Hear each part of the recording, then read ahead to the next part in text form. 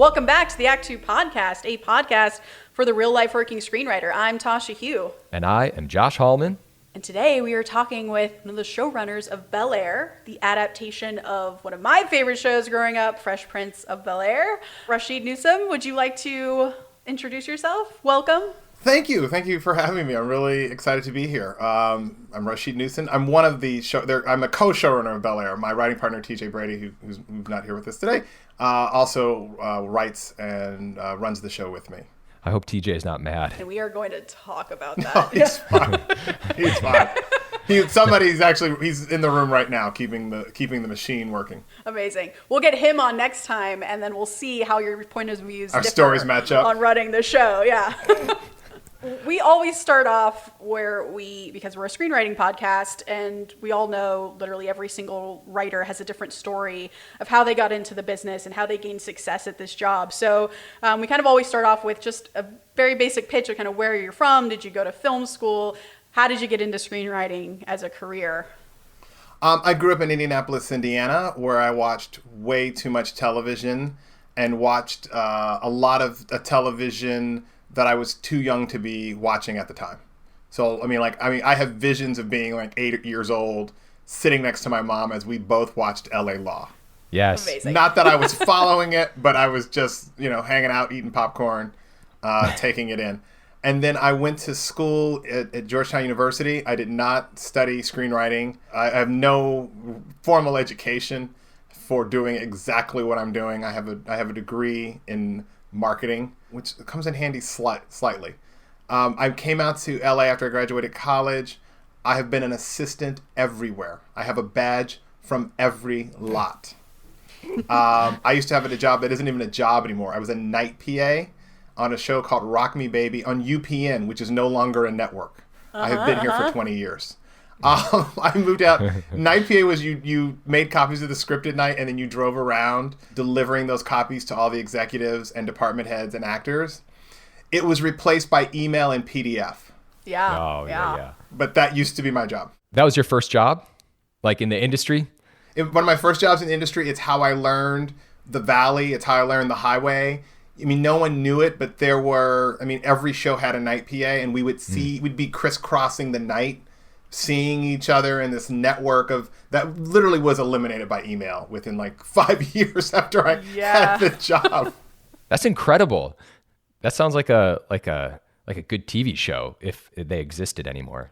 It was back in the day. It was really, but you learned a lot. I ended up, you'd be waiting for the script to be done, so I read every draft just because you were almost bored. This again, you didn't have a smartphone to read something else. You learn the hierarchy of all the executives, and you really got a nice view of how shows were made, which was really interesting to me. And probably the only advantage I had when I finally became a writer is it wasn't my first time on set. I know a lot of writers have day jobs that don't actually bring them to set. I'd been down there, and I had some experience about what goes into making a television show. By the time TJ and I got our first break, I think I'd been here 7 years as an assistant for various places. I was the assistant to Nancy Tellem, who was president of CBS, second assistant. I was good. And it was 5 o'clock. Our agent calls and says, TJ and you have been hired on To Lie to Me, a drama on Fox. You start tomorrow. I was supposed to get off work at 6:30. So I walked in to give Nancy Tellem an hour and a half's notice. And she came around and gave me a hug and was like, congratulations, I know you wanted this. It was very sweet. That's the best possible version of that story. Yeah. Oh, she was wonderful. Yeah. When I told my boss that I became a writer, it was not the same. Tell us what happened, Tasha. Can I ask how you got your agent? How you and TJ? Yeah. TJ and I were writing together. We had some samples. We went to a script consultant named Jen Grisanti, and she was just starting her business, and she took us on, and she really liked our work, and she knew some agents who were looking for clients, and one of them was our agent, James Kern. He's the only agent we've ever had. He's been our guy the whole time, and James was really just sort of starting out. Like, James is now a partner at UTA, which I love bragging about. It's like, I'm rep by a partner. At the time, we used to call him, he would answer his own phones. So we were all we were staff writers and he was a newbie agent.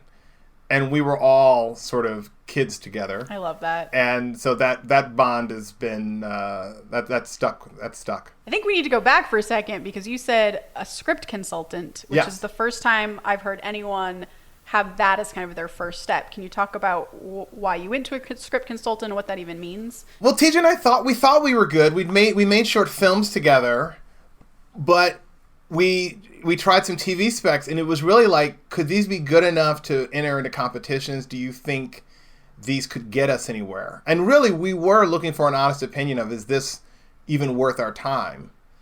And I remember, I think it cost like $300 for her to read the script and give us like 2 passes and notes.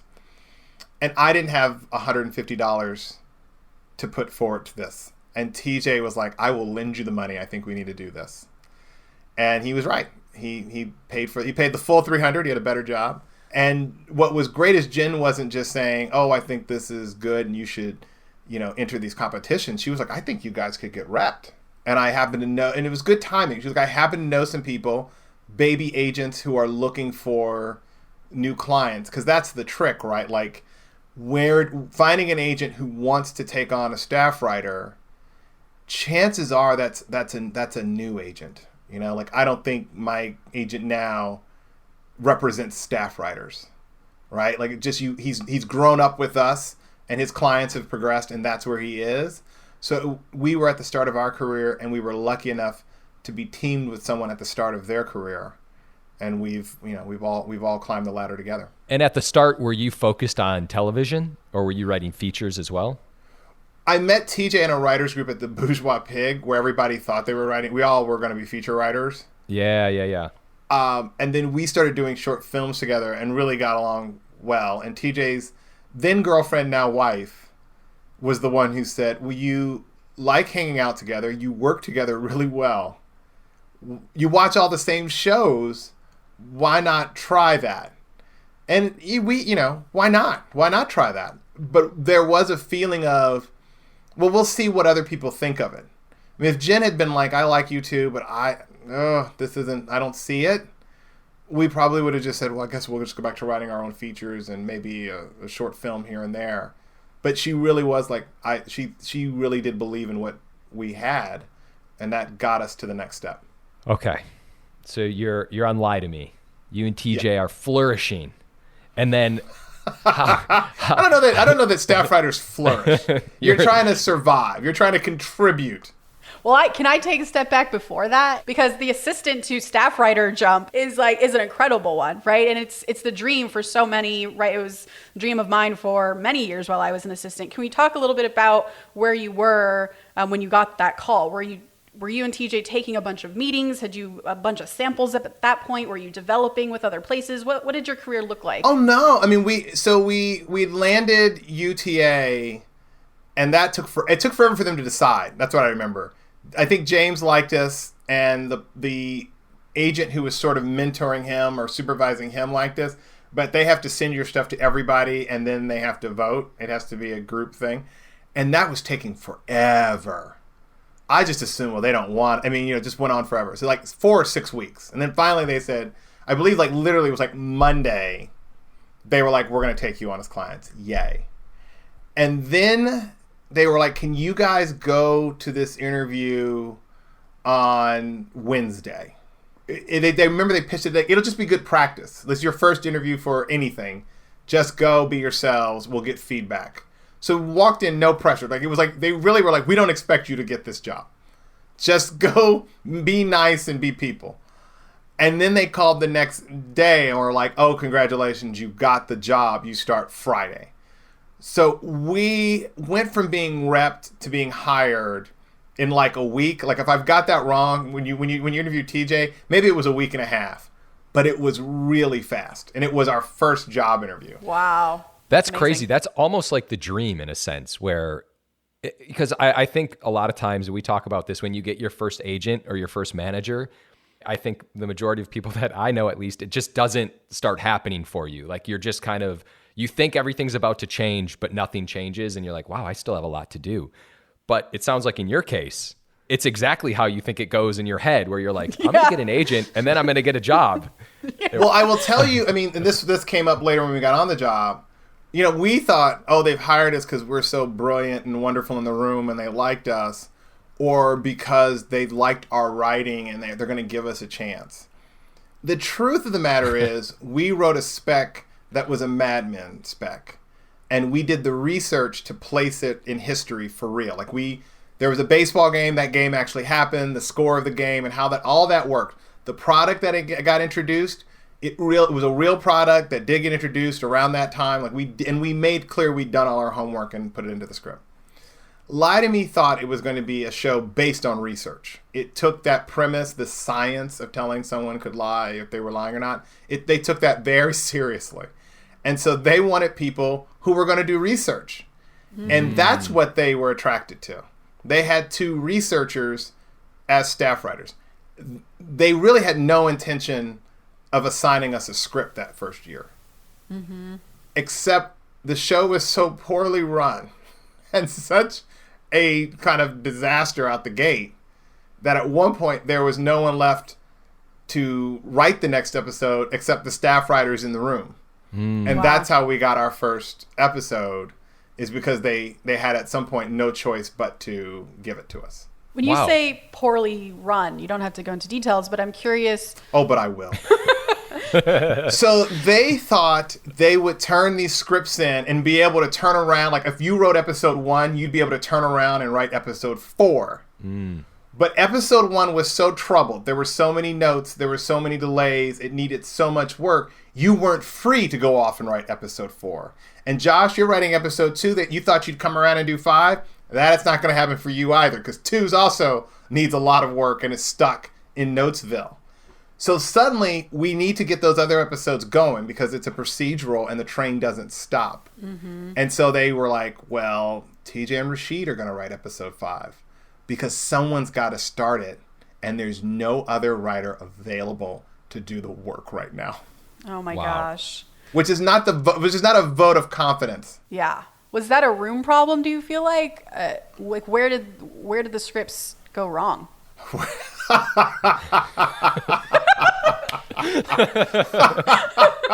I mean, multiple places, right? Like, so there was the question of what did the studio and network expect the show to be? Was it supposed to be like House, or was it supposed to be like Bones? If people remember those 2 shows, yeah, it was toggling between those 2 paradigms. There was what the actors, particularly Tim Roth, thought he was playing and what he felt his character was supposed to be. There was production that would look at a script and go, hey, we can't shoot this in 8 days. There are too many locations, or blah, blah, blah, blah. There was the finance part that said, you have a budget of X and we've just looked at this episode and you need to cut $300,000 out of it. So the problems weren't just, we're not happy with this act out. Right now, the script you've given me can't be shot in the days allowed for the budget allowed, which is actually probably a harder problem for writers to deal with, because story, if you can fix that, all right, but trying to figure out how to preserve the story when you need to cut 5 scenes and you're not going to be able to do that climactic shootout on the beach is kind of tougher and takes more time and takes more. You're writing a draft or writing an outline and then going to production and saying, does this satisfy your needs?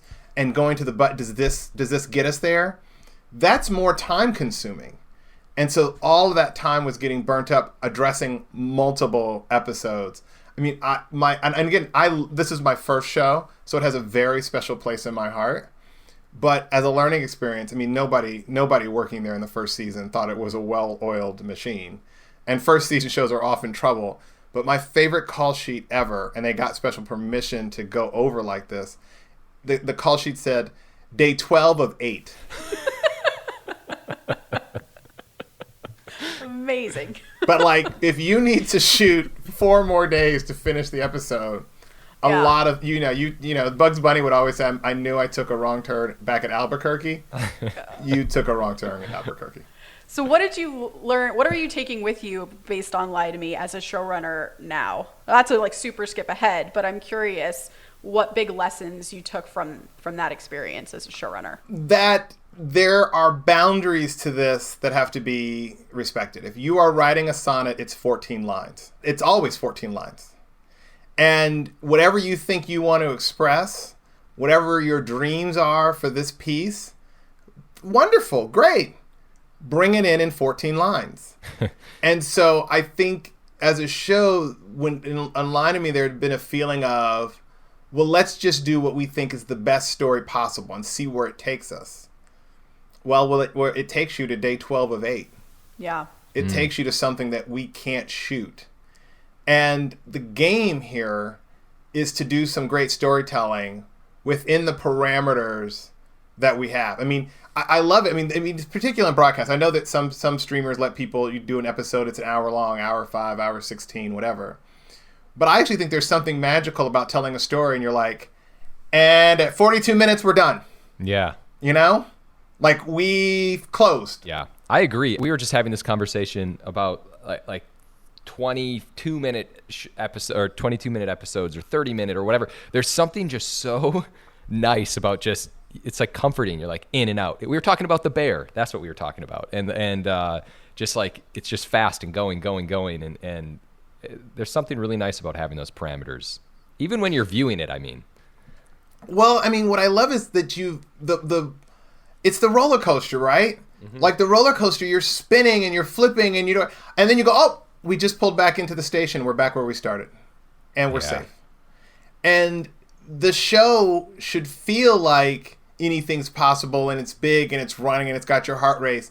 And boy, and when we stop it right where we're supposed to stop it, and you didn't feel that coming, but that's, I mean, we're working you from the start, and that's a craft, and it's to be respected. And I think a lot of times people come in and it's sort of this feeling of, well, I'm gonna change the game, or I'm gonna do whatever I want, or I'm not gonna respect those rules. In the long run, I mean, with very few exceptions, we have to play by these rules. I really want to dive in to BEL-AIR. I'm like sure, antsy right now, but I feel like I have to ask. So after Lie to Me, can you just kind of talk about the progression to how you got from Lie to Me to current day? I'm sure there's a lot, but like I love it. People ask you like, oh, what's the philosophy between what shows you take? We took the best of the available work. Mm-hmm. You know, you want to work, you're trying to rack up experience, you're trying to go to places you think you can add value. TJ and I work well together, but we cover a lot of different bases. You know, he was in the Army, he grew up in sort of upstate New York, he's got a wealth of experiences I don't have. I'm black, I'm gay, I grew up in Indianapolis. I mean, so we found ourselves, because maybe one or the other could lay claim to something going on in the show. I mean, we were on Army Wives, I think, for 4 seasons. I'm not in the Army. I was never there. But TJ had that expertise that sort of earned us passage onto that. Wow. Other shows we got on because we'd made good relationships with people. And when they got a show, they just called us and said, are you guys free? Oh my God, could you come over here? Yeah. And so I think personal relationships, you know, having something to offer that lended itself to the material, it just one thing led to another. But there was no path. I mean, there are people who I understand are very calculating and smart and deliberate in their choices. That's not us. Were you actively telling your agents, we want to be in a room. We want to be in a room. Once my job is done, please get us meetings because we want to be in another room? I don't think we had to tell. I mean, he would call. I mean, we've had something where our show was ending and he would call like the next day and be like, I can get you a gig. It starts on Monday. And you're like, what? But I thought I was going to get a break. In the beginning of our career with staff writers, I'd file for unemployment, but you have to wait 2 weeks. You can't work for 2 weeks. And there were times where I couldn't even file for unemployment because we were sort of jumping from one thing to the other. Wow. That's amazing. That's a great agent. I'm sure there's some benefit to obviously all coming up together, and like someone's actually looking out for you because you've been together for so long, as opposed to maybe some other client-agent relationships that exist. Oh yeah, and we are a bargain in that we split a salary. Yeah. So everybody, it's a 2-for-1 deal. And I think that helped a tremendous amount, especially in the beginning. It surely got us onto shows that where people, if you were one person, it's hard to beat that. We have these other guys. We have 2 people doing this. 2 brains, one paycheck. Yeah, it's great from a showrunner perspective or a producer perspective. But speaking to like the pay, did you insist on, or did you see consistently a new title bump every time you got a new room? Were you asking for that or being offered it? Like, what did that look like as you were progressing from room to room? We tried. I mean, and most of the time we got it, but like we did the first season of Lie to Me. I think it was 13 episodes. We were staff writers. They fired the showrunner, brought on another showrunner for season 2, and they came back and said, "Well, if you guys want to return, we'll have you back, but you'll be your staff writers again." So I want to say in the end we ended up, because we didn't work on the pilot of Lie to Me first season. So in the end, TJ and I did 33 episodes at staff writer on a network procedural where we wrote 3 episodes for free because we were staff writers. And so by the time we left there, I'm going to need a title bump. I just did 33 episodes at staff writer. And then we got that on Army Wives. And then we got, that was in our contract. We got a bump, I think, every season. And then from there, it's been a pretty, consistent bump. That's awesome. That's definitely something I know a lot of writers fight, especially when it is so hard to get another job. It's like, well, okay, they're offering me the job, but I still have to take staff writer. We did put a lot of numbers in. Even when we were on Army Wives, one season they did 18 episodes. So there were the numbers of episodes we worked on got pretty high before we got to co-EP, supervising producer. So shifting gears, using that to kind of shift gears to BEL-AIR specifically, what title were you in the room before you started working on BEL-AIR? We had been co-EP. We were co-EPs when we were working on BEL-AIR. We were hired onto BEL-AIR as co-EPs and sort of the number 2 position, which is a position we had served, I think, on The Shy and on Shooter, which I sometimes jokingly refer to as the best job in Hollywood. And because you have all this influence and none of the ultimate responsibility. Like you can make dinner plans. You can go to the theater. You can, you're just a lot more free. And you're just looking at the boss and going, "Oh, good luck on that meeting. Good luck with that notes call." Oh, it sounds amazing. It's wonderful. I've worked for John Wells, and it struck me that when he talked about, like, when you saw nostalgia and love in his eyes, he would be talking about working on China Beach, which he was not the showrunner of. Yeah. He was like number 2. And that was the happy play. You go, "Oh yeah, that was great." So, so anyway, we came onto BEL-AIR as co-EPs. We were number 2. All this has been reported, so I don't feel like I'm telling anything out of school. The showrunner was let go. That script was not the script we went with. And so TJ and I and Morgan Cooper were tasked with rewriting that pilot under extreme pressure because there was the show was going to air on the day of the Super Bowl, after the Super Bowl. Yeah. And that's a date you can't push. So we had been in the room maybe 9 weeks, and it was like, "Okay, we're making this change. We need you to sort of take the reins here." Wow. But you don't get those 9 weeks back. So that was, so we started even BEL-AIR, we were co-EPs. And then, of course, when that happens, you become an EP. So you had broken the story in 9 weeks, and then the pilot had been written, and then now you're re-breaking everything? It was like 9 weeks of almost, we kept trying to break the pilot. Oh, man. Wow. When we got there, the pilot had not been approved. It was not, and then of course it's so serialized, it was hard to move forward. So we had notions of what episodes 2 and 3 were going to be, but the pilot kept taking so much work that you couldn't really go forward. So when we became the showrunners, it became this thing of like, let's just pretend the season's starting now. That's crazy. That must be so difficult because I imagine, you have like these iconic characters that you are just flipping and telling in different ways. So, listen, that must be a lot of pressure. It is, and it isn't. But like, think of it this way. we were co-EPs. They're in this spot. If it doesn't go well, is someone going to blame us? Yeah. Like you can only be the hero. I mean, if it goes down, we'll all just go down and never speak of it again. Yeah.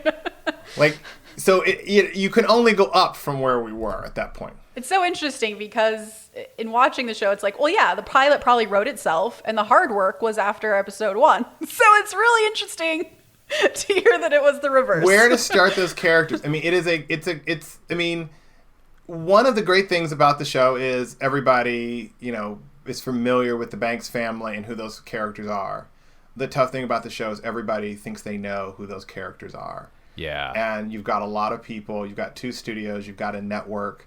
You've got a lot of interested parties who want the show to be great. And they're all doing everything in their power to do that. But at times they're at cross purposes. Obviously, there's a lot of established relationships that were in the Fresh Prince that kind of came over to BEL-AIR. Like Lisa, for instance. Like the Will, like there. And so I guess what I'm wondering is, at some point, are you envisioning where you're just like free and creating completely new Banks stories with new characters and bringing in tons and tons of new people to kind of like Cousin Joe, no one ever talked about, right? Yeah, so I guess something like that, if that makes sense. Yeah. I think there will be some characters people have never heard of who kind of come onto the canvas. Spoil it. But you're No, just kidding. I'm kidding. No, but the thing that makes me laugh, like the game is that you are both creating a show for people who are under 30 and weren't alive when the first show debuted. And to them, they may not know the history and it needs to still work. But you're also trying to have this other layer that speaks to people who know the history, and you're paying off that knowledge. So we're never going to tear ourselves, like we're never cutting the cord from the Legacy series in that way, because it always benefits us to have something that pays homage to the past or puts some twist on the past. We get a lot of creative power out of that. Do you guys then, when you start breaking the show and thinking about it that way and paying attention to the original Fresh Prince, do you guys have like cards up on a board that are like, well, you definitely want to hit this beat because that was super iconic back then. We're just going to get into it and out of it in a different way, but we definitely want this beat. Do you have a board that's like that in the room? It typically happens the other way. Like you're telling a story and you're going, well, wait a minute, is there anything in the canon that can help us? So like we're doing a school story, and we realized that like Rosalind Cash played a teacher on the show. And our teacher on the show has almost no relationship to Rosalind Cash's character. But if you're going to name a teacher, like we might as well keep that character name and just give us a new interpretation. And it's a way of sort of like playing back against the past. So you break the story and then you try to see, is there anything organic you can put here? Because our goal was like we never wanted to wink at the audience. Like I just loved, I mean, everywhere we went the first season, people were like, is Carlton going to do the Carlton dance? And I'm like, that's my first question. But I'm like, what is the scenario in which he would organically do that? Right? Like, was there ever an actual discussion like, all right, guys, listen, can he do the Carlton dance at any point? Who's got ideas? I mean, there would be. I mean, you'd have notes meetings or calls. They're like, "Well, are we gonna do that, or what are we doing?" Yeah, and it was, and the thought was like, it shouldn't announce itself. Right. I'm excited for how you creatively get into it someday. For whatever it's worth, I just want to say it's amazing the way you balance it. Because I can, you're right. Because someone like me who holds the Fresh Prince near and dear, like people. Like 15 years younger don't care. They're like, what? Like, stop talking, old man. And I'm like, oh, okay, cool. Like they like BEL-AIR, and so yeah, it's a crazy balance that you guys are you're juggling it very well, in my opinion. So that's Thank you. Can I ask you when you did become the showrunner, were there any like crazy blind spots that you didn't know existed when you became the showrunner? You're like all of a sudden you're like, oh my god, like. I didn't know X, Y, and Z. This is going to turn into Lie to Me over here. Like, this is not good. I thought of showrunning as primarily being in charge of the story, and there's a layer of politics that I was not necessarily expecting. Like, I knew there were some, but I didn't realize how much that plays into what's going to go on, and I have not been great at it. I think sometimes I'm just like, well, let me get this script out or let me get this thing done. And I've learned as showrunners, you sometimes need to call someone up and walk them through what you're planning to do so that they just feel like they're included, that they feel like they've been heard. And in my brain, I would look at the clock and think, oh my God, I don't have time for this. Like, you'll see the pages tomorrow when, like everybody else. Mm-hmm. That is not, I would say to anybody, you should pick up the phone. Yeah. It probably makes life easier down the road. That sounds really important because it does, as a writer, just that idea of just being heard, it really is important. Like, you feel a lot better when people take the time out like that. Yeah, and there is also, as showrunner, you realize you want to say, okay, well, wait a minute, do I really have to tend to all this, all these egos or all this sort of like the emotional care and feeding of other people? And the answer is yes. That is also a big part of the job. You'll be like, I can't believe I remember once, like, there was a discussion about just clothes and the fit of clothes. And I looked at the clock and I was like, I've been on this call for 45 minutes. This can't be possibly what God or the television world wants me to do right now. God. But it turns out, I guess it was. Those calls are your calls. Yeah. Can you talk about what like a typical day for you looks like in the writer's room and running the writer's room? Like what the room looks like? Are we in production or like now? Let's do both. Both, yeah. Well, now I can have lunch with people, right? Because the writer's room starts at 10. We go to about 1. There's a break from 1 to 3, and then we're from 3 to 5. And that break, that long lunch is there because, every once in a while I'd like to go to lunch, but also during pre-production, the showrunner needs to help with the line producer and hiring the staff. And so we will have interviews or meetings beginning at 9 a.m. before the room starts at 10, or between 1 and 3. And it ends at 5, and you can have another meeting from 5 to 6. So those breaks are breaks for other people, not really the showrunner, depending on how busy we're going. And when we're staffing up, it's from 9 until 6:30. You're doing that all the time. TJ and I worked on shows where there were some late nights. We try to avoid that as a matter of course. Nobody's making good decisions after like 16 hours at work and late into the night, so just go home. Once we start production, it's all over the map. There are times where you do need to be on set, especially like the pilot episode. We were on set. One of us was on set almost every minute of the shoot. There are other times where you can have one of your writers go down there and cover set and call you if something's happening. But generally speaking, you also just need to show your face. If everybody else is on location, if they're in a difficult location at 5:30 in the morning, TJ and I are going to be there. If they're working a Fraturday and they're not going to get home until 3 a.m. on Saturday morning, TJ and I are going to be there just so people don't feel like we're out here busting our butt and that son of a bitch is in bed. So that's part of it. Production, that phone can ring at any moment, and it's just an immediate situation that needs a quick answer, and you're trying to put that together, which is why you want the room to be ahead, because your attention in the room and your ability to focus in the room is absolutely compromised. Can we talk about both of those headspaces that you're in as a showrunner? They're very different, require very different skills. So in the room, 9 to 6:30, I get that. Are you then prepping after the room is done at 6:30? You have dinner, you're prepping for what's coming tomorrow. Are you stressing about how far you are in the breaking period? Are you looking at your schedule and freaking out? What does your day look like just mentally as you're preparing?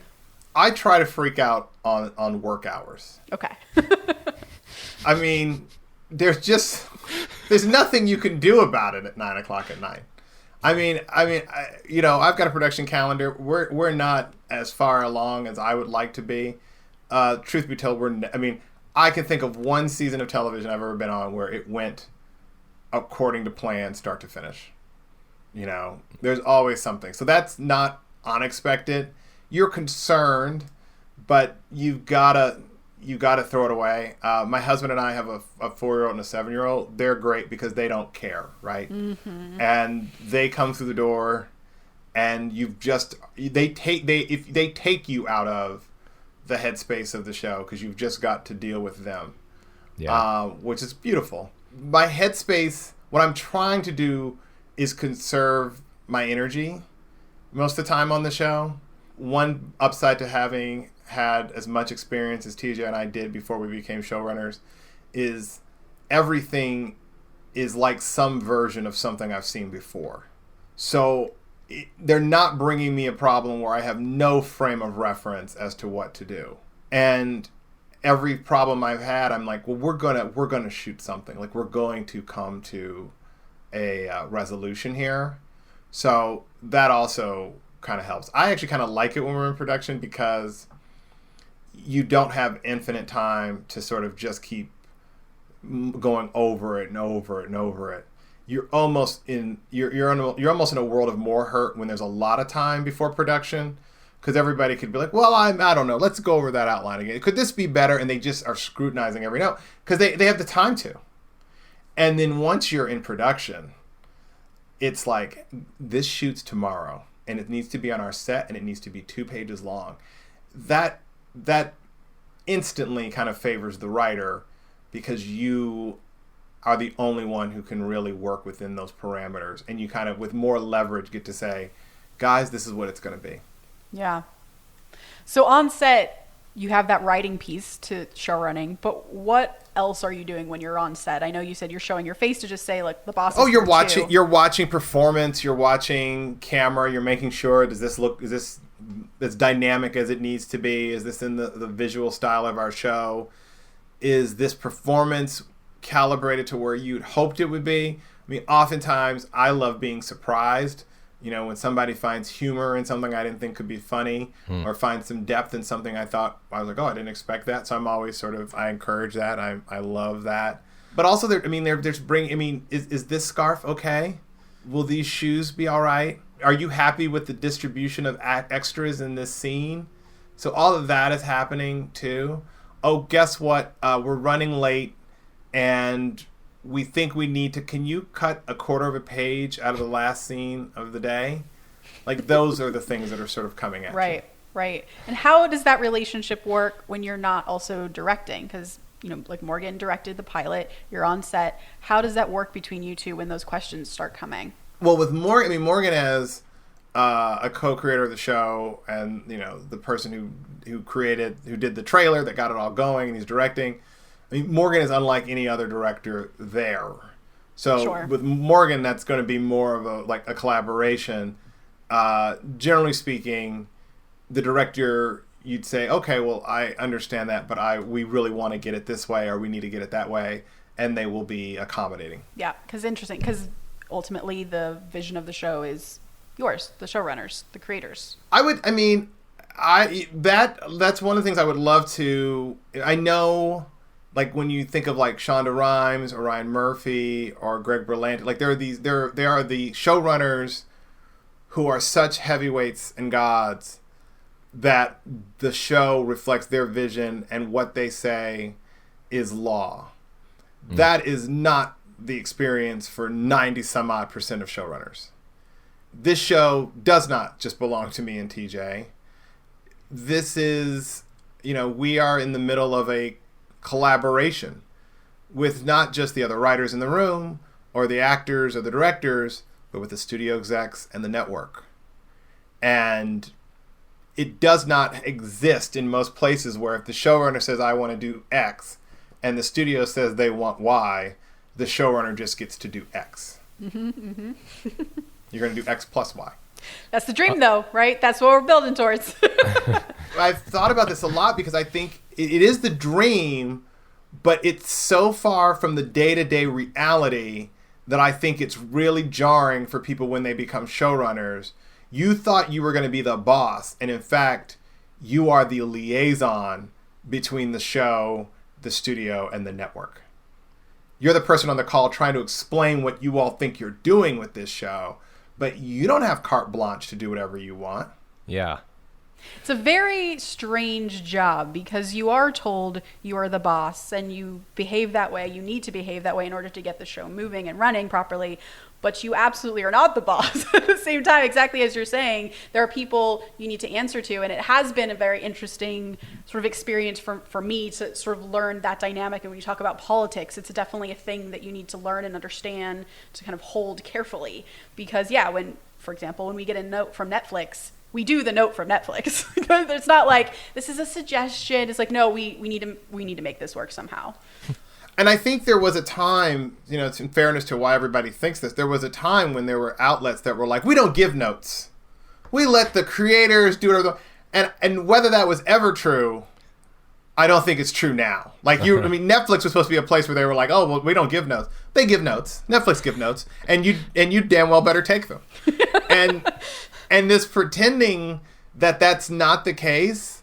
I mean, because the truth is, I mean, the reason they you know, you're in the job is because, yes, you've got a vision, you've got some ideas of what this show could be. But the real trick is getting everybody else on board. Or even when they're not on board, let's say they come down with a mandate. They say, we want X. You don't get to just do it in a disgruntled, half-ass way. You got to make that sing too. Mm-hmm. The notes you didn't want to take had better shine as bright as the thing you've wanted to do since you got on the job. Yeah. And that is what that's the magic of it. That's the trick. Yeah, that's really well said. Can I ask you, do you see a consistent through line? And then we'll start pivoting from this, but like in all different showrunners, is there a quality that all the showrunners you've worked with, yourself included, that like, do you see something that like all showrunners have, like this ability to kind of not freak out on the job? Or no. Some of them freak out. I think every showrunner is like its own country. It's got its own ruler, its own government. Some are more dictatorial, some are more democratic. Some showrunners want to hear from the collective. Some just want you to do what they told you to do. Mm-hmm. Some are King Solomon, some are Mad Kings. Some scream, some don't. I think there are people who wear better. I think the people who do better have a better sense of proportion. They understand this is just television. Mm-hmm. They have lives they want to go home to. So they're not going to sacrifice every moment to the show and expect you to do the same. I hope the best showrunners, I think, have a sense of humor about the madness of this process and themselves.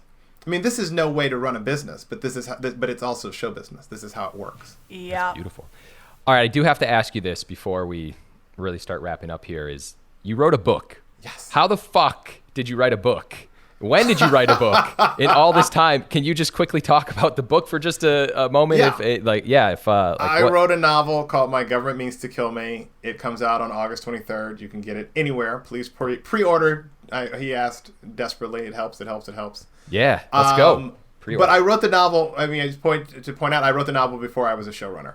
So I wrote it at night. I wrote it early in the morning. I wrote a lot of it during the pandemic. I wrote it because it was a wonderful escape from my mind from maybe where we were at the time during the pandemic. And it's been an absolute delight. I love television because it's collaborative. I love writing novels because you don't have to collaborate with anybody. You get to do whatever you want. And it was fun to be able to play in that way. But I think I tell people it's going to be the gayest, sexiest, historical novel of the year. Yes. Ever. Yeah. I'm promising you this year, but let's just, yeah. What's the basic pitch for the book? Let's hear it. It's about a young gay black man who comes to New York in 1985 and has a political and sexual awakening because he's arrived during the height of the AIDS crisis. He goes on to be one of the founding members of ACT UP. But it's that thing of being a young activist when you are watching the world burn around you, which maybe people can relate to. And you're trying to figure out what, if anything, you can do to help. Oh, that sounds like I need to read it. Yeah. I need hope. I need that experience. Is it hopeful? Please. That was the thing. The big trick was telling people like it's happening during the AIDS crisis, but it's also sexy and it's funny and it's not going to bum you out. You're going to enjoy this read. as a showrunner currently in the room, I feel like I just need to talk to you about, we need to talk. But, but I think part of that is really just in the spirit of wrapping up, advice to me, but also advice to our listeners who want to become showrunners. What would you tell them? If I am a writer, I'm a staff writer, or I am a story editor and I want to become a showrunner one day, what advice do you have for someone in that position who's looking at that job from that place? Enjoy the ride. I think there is this idea of people trying to rush to be showrunners, but I loved being a co-EP and second in command. I loved having a job when now this is probably a good time for us to have this. I couldn't have done this job when we had our children and they were babies. And I'm glad I had the jobs I had when we had those babies so that I didn't feel torn or anything like that. I think you want to learn from as many people, different people as possible. And I think you want to learn from their mistakes, not your own. And I think if people get there too fast, they don't have a lot of experience to draw on to help ground them when things get crazy or hectic. Don't be in a rush. You're already in the league. You know what I mean? You're like, if somebody's like, I'm a story editor, and they're like obsessing about being a showrunner, they're missing the joy of being a story editor. Mm-hmm. So I really did enjoy, we hit every rung on the ladder. I enjoyed them all for the perspectives they gave as we went. That is really great advice. Yeah, it's beautiful. The best view may not be from the top of the mountain. And I know that's counterintuitive. Yeah, no, I love your pitch to be a number 2. I mean, I'll go down a notch next time to just see what that's like. Rasheed, you're going to be like, this was a good run as a showrunner, but I think I'm going to take a step back. I knew, by the way, when I was on, there was Jim Stanley, who's a great writer and had been a showrunner, but was sort of approaching his retirement years, and he joined Army Wives, essentially, is the number 2. Mm-hmm. Just somebody who was going to keep the room going. He didn't want that. And I could see in the back half of my career that you go, you know what? I don't need to be in charge of everything. Yep. As I was actually interviewing writers for my current room, got a lot of submissions from writers who had a lot more experience than I did, who they showrun before. They showrun a lot of things before. And then here we are, you want a co-EP job. And I was like, well, why? And they're like, I'm done. I'm tired. I need a break. But I love being in the room and I miss that. Yeah. And being a showrunner didn't allow them that feeling of being in a writer's room. Because that there's something relaxing and beautiful about that job that you don't have as a showrunner. No, you have to be as a showrunner. You have to be concerned about every department, every meeting, every aspect of the show, and so you don't get to indulge in just like, oh, I'm going to hang out in the writer's room. Yeah, you've got to keep the rest of it going. Last question, which is specifically for you and BEL-AIR and the beautiful job that you've done on it.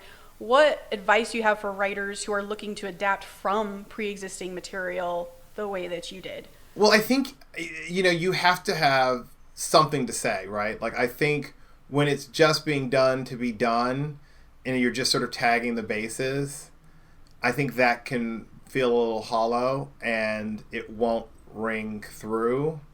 There are parts of this story that we're trying to explore. And it's always sort of funny. I always get a little nervous talking about them because it sounds pretentious. But it bleeds through. If you actually have something to say, it will bleed through without you having to bang a drum for the audience to hear. And there were certainly things when we looked at what are the expectations of a successful Black family then versus now, it gave us a lot of material to work with. Yeah, the hardest part is to shed what you know of the IP and bring a whole new version of what that looks like without using the IP as a roadmap, I feel like. It sounds like you guys just blew it up. You put it aside and you... it's also just sort of taking the IP and just indict it a little.